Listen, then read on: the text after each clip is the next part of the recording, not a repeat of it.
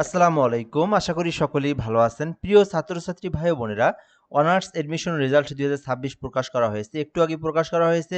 তো আপনারা কিভাবে আপনার যে ফলাফলটা দেখবেন, আপনি অ্যাডমিশন রেজাল্টটা দেখবেন, তো সেই প্রসেসটা আমি আপনাদেরকে এই ভিডিওর মাধ্যমে দেখাবো। তো ২ টা পদ্ধতিতে আপনি দেখতে পারবেন। একটা হচ্ছে অনলাইনের মাধ্যমে, অপর যেটা সেটা হচ্ছে এসএমএস এর মাধ্যমে আপনি দেখতে পারবেন। তো এই বিষয়টা আমি আপনাদেরকে সুন্দর করে দেখাবো। সম্পূর্ণ ভিডিওটা ধৈর্য সহকারে শেষ পর্যন্ত দেখবেন, তাহলেই জানতে পারবেন। আর আমাদের চ্যানেলে যারা নতুন আছেন, অবশ্যই চ্যানেলটি সাবস্ক্রাইব করে রাখবেন। আমাদের চ্যানেলে বাংলাদেশের সকল সরকারি নিয়োগ সার্কুলারগুলো আপলোড দেওয়া হয়। এছাড়াও আমরা কিন্তু এই চ্যানেলের মাধ্যমে শিক্ষা রিলেটেড যে বিষয়গুলো এগুলো কিন্তু আমরা আপলোড দিয়ে থাকি। তো যারা নতুন আছেন অবশ্যই সাবস্ক্রাইব করে রাখবেন। ফেসবুকে যারা দেখতেছেন ফলো দিয়ে রাখবেন। অনার্স অ্যাডমিশন রেজাল্ট ২০২৬ প্রকাশ করা হয়েছে। এটা কিন্তু আপনার আ ৩ তারিখ ৫ মাস ২০২৬ বিকাল ৩ ঘটিকার পরে কিন্তু এই রেজাল্টটা পাবলিশ করা হয়েছে।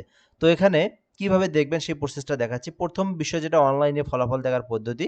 তো আমি আপনাদেরকে একটা লিঙ্ক এখানে দেখায় দিচ্ছি। এছাড়াও এই লিঙ্কটা আমি ভিডিওর কমেন্ট বক্সে দিয়ে রাখবো।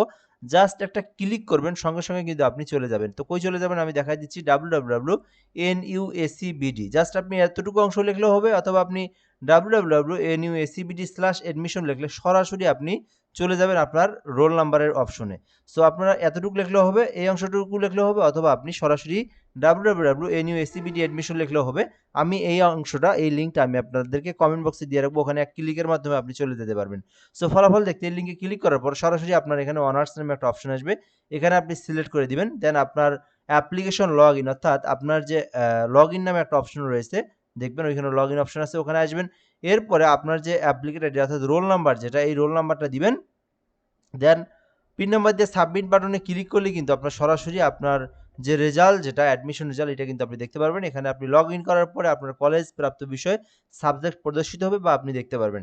সো আমি আবারও বলে দিচ্ছি, আপনি এই লিঙ্কে ক্লিক করার পর সরাসরি কিন্তু আপনার রোল নাম্বার চলে আসবে, অথবা আপনি এতটুকু অংশ যদি লেখেন সেক্ষেত্রে অনার্স সিলেক্ট আসবে।